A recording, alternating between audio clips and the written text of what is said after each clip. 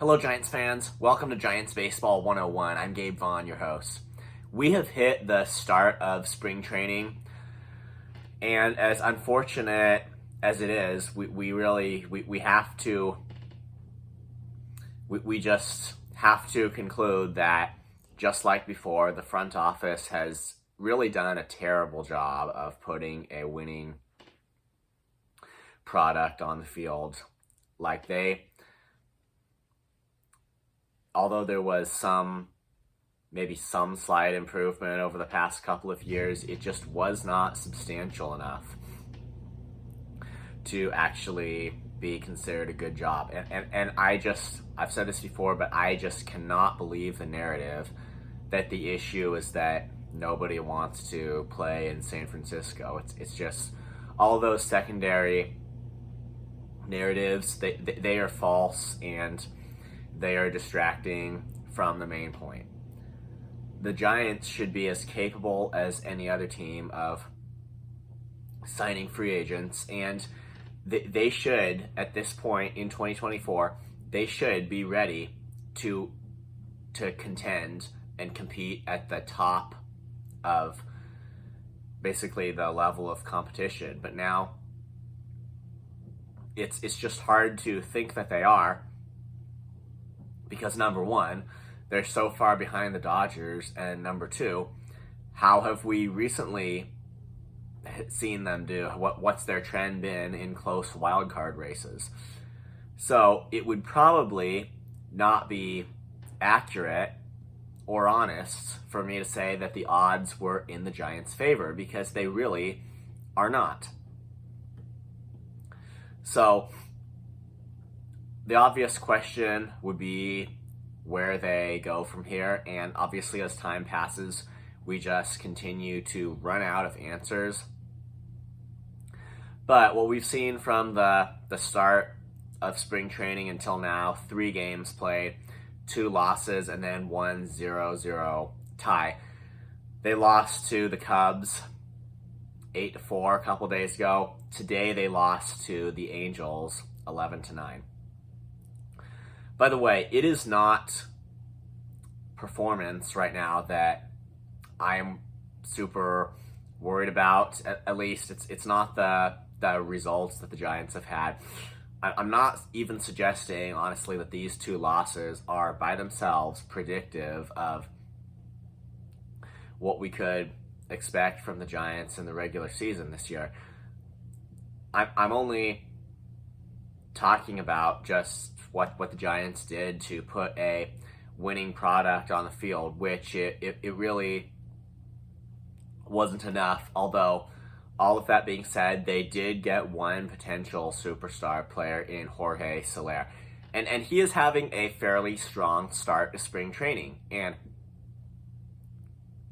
that is a good thing. But it's still the lack of significant rotation help that's just, it really leaves it in doubt as to whether they're going to be able to prevent runs. And it's not even these couple of losses that I'm looking to determine that, because after all, they also had a game where they shut out their opponents, although they were shut out as well. It's just what we've seen recently when the Giants try to make it with mid-tier level pitchers, and it doesn't work out for them.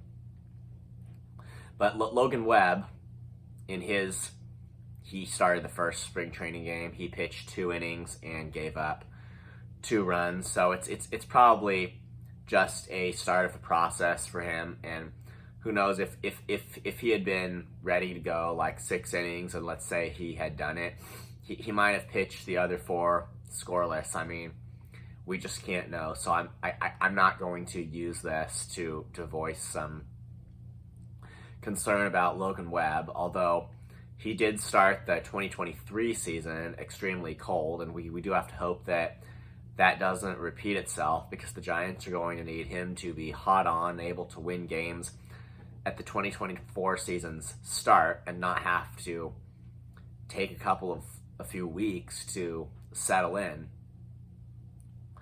That's the thing that the Giants have to hope is different,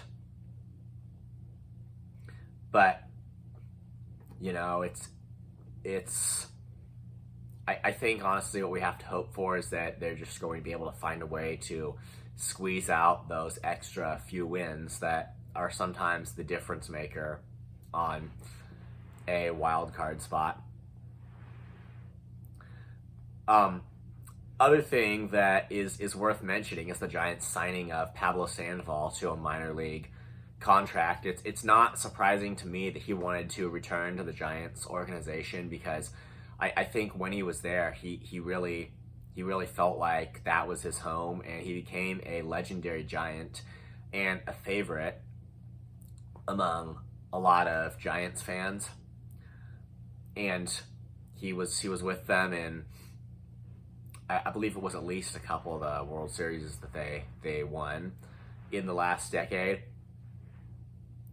And he was just a legendary part of the organization until his departure, following when I believe it was in the 2020 season that he was designated for assignment.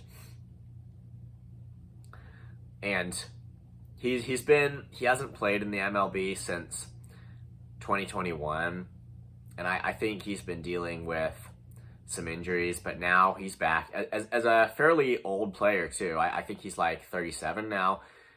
He's back as a fairly old player in the Giants organization, and he's gotten into the action with them in spring training. So it is kind of, in a way, I think it is special to have a Giant who was a member of the 2014 World Series back with them.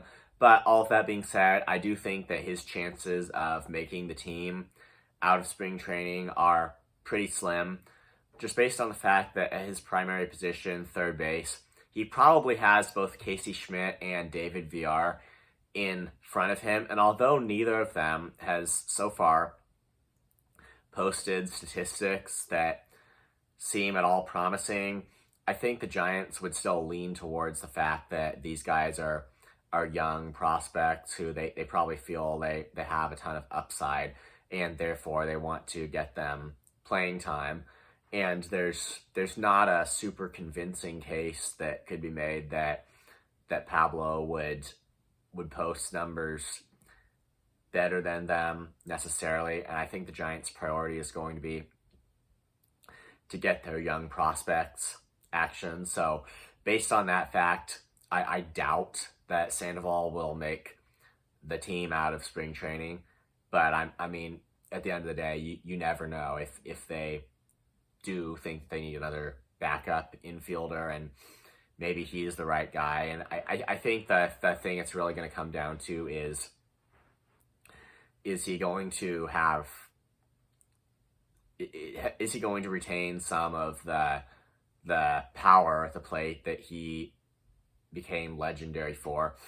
Is he going to retain enough of that to make him worth having on the roster at all? I think, and I'm not sure, obviously, like how much data the Giants are going to be able to get on him in spring training to really make a decision off of, but I think that's what, if you're asking just how high is Pablo Sandoval on the depth chart, it probably comes down to is he a significant enough power threat, and can he at least come in as a favorable matchup against certain pitchers if the Giants are able to determine that's where he's the most significant power threat.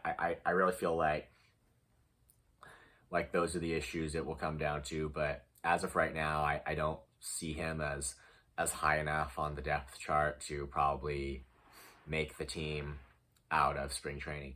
So just to sum everything up, again, I'm concerned about a lot of things, but I'm not so far concerned about the Giants' results, because they gave up a lot of runs, but I think their goal has just been to get their pitchers action, and they are probably ignoring the results by and large just as of right now. And it will be interesting to see just how long it takes them to get back onto a schedule of having their pitchers just throw full-length starts during spring training.